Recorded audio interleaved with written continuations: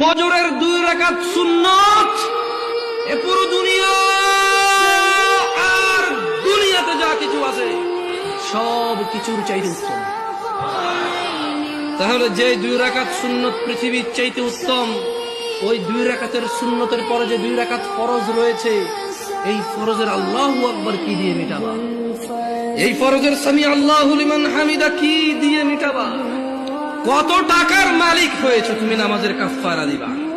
যেখানে সুন্নত 2 রাকাতের মূল্য পুরো পৃথিবীর সমস্ত সম্পদ বিক্রি করে যদি একটা স্বর্ণ কিনা হয়, ওই স্বর্ণকে যদি এক পাল্লা রাখা হয়, আর ফজরের 2 রাকাত সুন্নতকে যদি এক পাল্লা রাখা হয়, ফজরের 2 রাকাত সুন্নত ভারী।